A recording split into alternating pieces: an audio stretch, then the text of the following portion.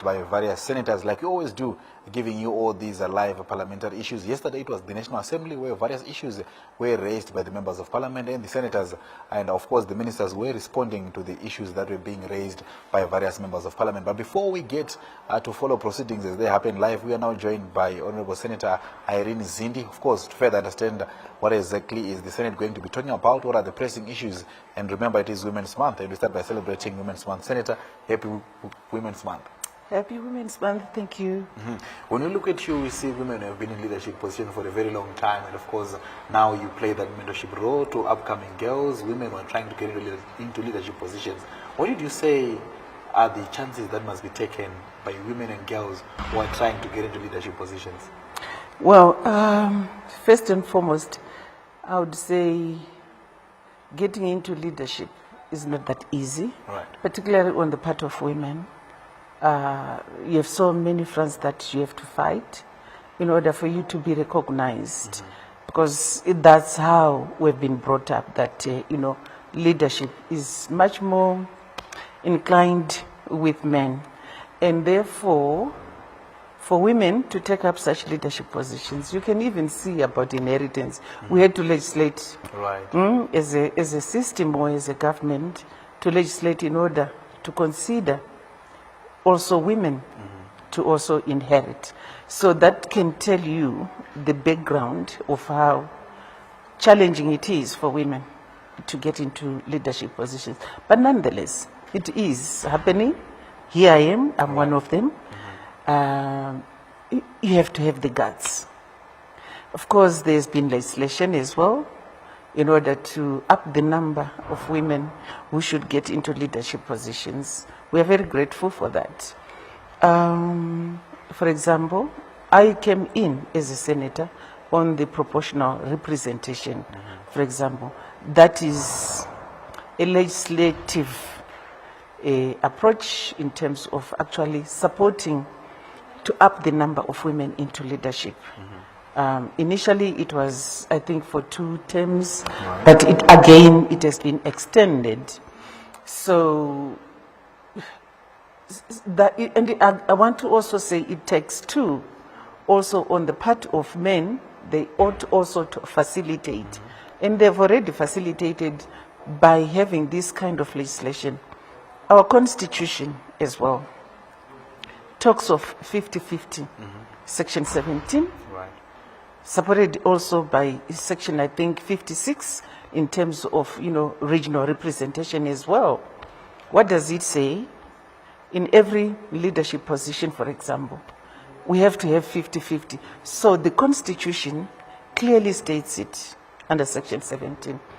But what we want to see, perhaps, or lacking, it is the implementation. right. So there should be various other, over and above the proportional representation that I had mentioned. I think there ought to be other measures, particularly from political parties, perhaps through ZEC, Zimbabwe Electoral Commission, that a political party, for example, that brings forward candidates without the 50-50 gender balance, as it is stated or clearly stated in the Constitution under section 17, they cannot be recognized or something of that sort. Yeah. They have got to go back to the Right. drawing board. Perhaps that can then enforce the implementation of section 17. Those would really be new, interesting developments if we had anything to go by that route. But coming back to Senate, you are now about to enter the House, and these are the legislative issues surely demonstrating that you are a legislator. What are the pressing issues before the Senate now that we can just have a general appreciation of the key issues that you will be discussing inside? Well, there are so many pressing issues that we have got to raise in the Senate, because we come to Parliament as a representative. This is a representative democracy.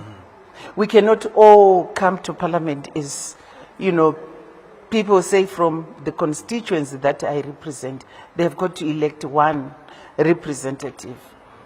Our job is to listen. Socio-economic development issues affecting people particularly on a day like today, Thursday. It's a day that we have as, question and answer session. Right. It will be particularly looking at policy issues. Policies are what guide us in terms of expectations of the citizens. If there are certain issues that are going against the expectations in terms of a policy, against the expectations of citizens, Right. today is the day that we should raise those issues in order to take corrective measures. I can give an example. Say if there are inadequate personnel to man perhaps our roads Right. for road traffic control, for example. Perhaps there's too much indiscipline by the drivers.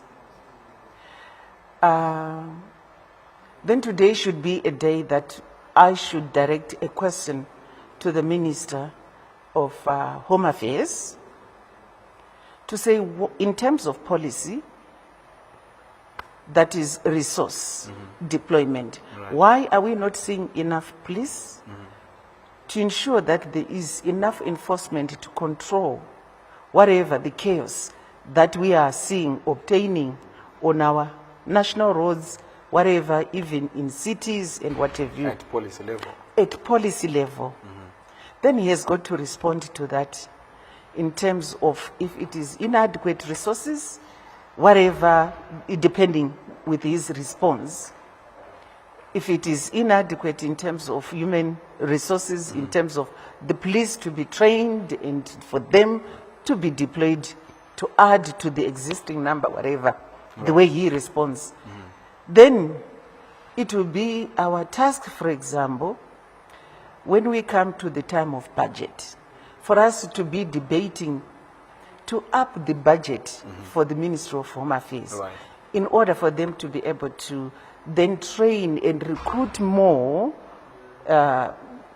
people who should then join ZRP, so then they have what they would call at any given time, perhaps, if ever it so happens that they have adequate, police officers in order to be able to enforce whatever acts of parliament which they are supposed to be enforcing. In terms of, in this instance, as we are discussing, we are talking about control of behavior Right. of drivers on the road. So these are policy issues that we will be asking in the House of Assembly. I can also give you another example. We have too many taxis. Right. This is a debate, because, when laws are being put in place, it comes as a result of, people talking about how they feel, how things are happening in society and so on.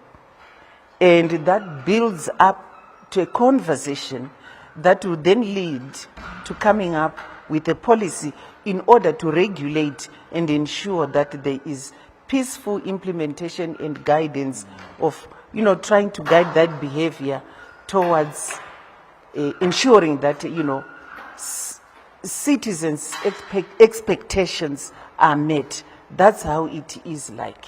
You can do that in various forms. It is through the question and answer session as we have been discussing, Right.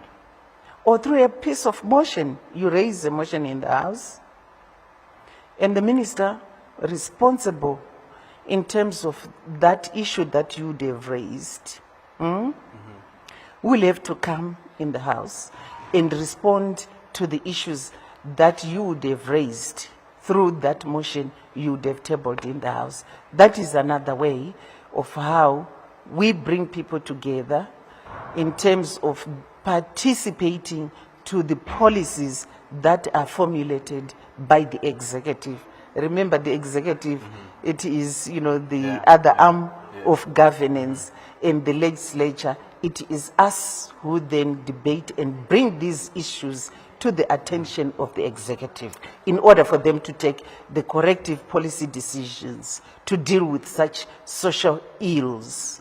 Very, very clear in terms of explaining the roles, how then you need to support in terms of the budgetary allocations for these to be implemented in senators. And allow me to say thank you so much for explaining this to our viewers as you get to understand how Senate works, what are the issues that you'll be discussing. And of course, we have heard the words of Senator Irene Zinde explaining what they do in Senate, how this works, what are the available ways to ensure that policies are effectively implemented. And now we are now going to cross over and hear more of the proceedings as they happen live. But we will do so right after this break.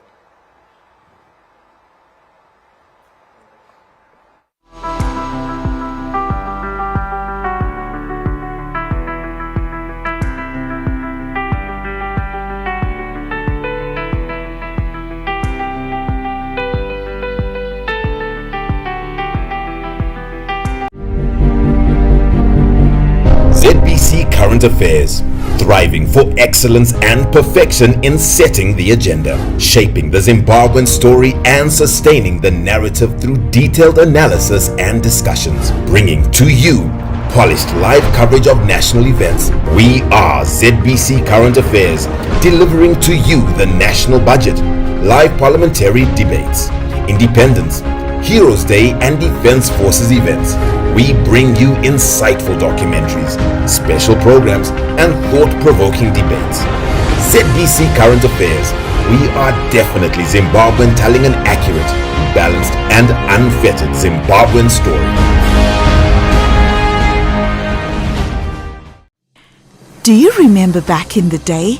We would gather at that one house that had a TV in the whole neighborhood to watch our favorite programs on ZBC. Whether it was thrilling wrestling matches, captivating dramas, or the iconic Ezomgito, ZBC TV was an integral part of our upbringing. It wasn't just a channel, it was a shared joy that brought us together. Fast forward to today, and ZBC continues its tradition of delivering top-tier entertainment to your homes. Whether you're tuning in for news, music, educational content, or gripping dramas, we're committed to keep you entertained and informed 24/7. With an expanded channel lineup, we're more than just broadcasters, we're a reflection of Zimbabwe's enduring spirit. Join us on this exciting journey as we revive the golden days and create new ones. Together, we're building a brighter future towards Vision 2030.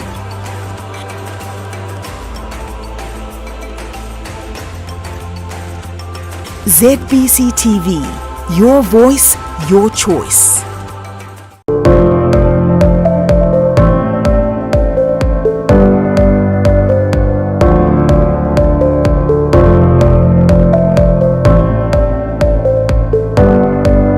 Hello, my name is Dr. Zanele Dinika. I am a dentist practicing in Harare, Zimbabwe, and I also sit on the Executive Council of Zimbabwe Dental Association. Back in the day, when somebody would hear the name doctor, they would automatically think of a male person.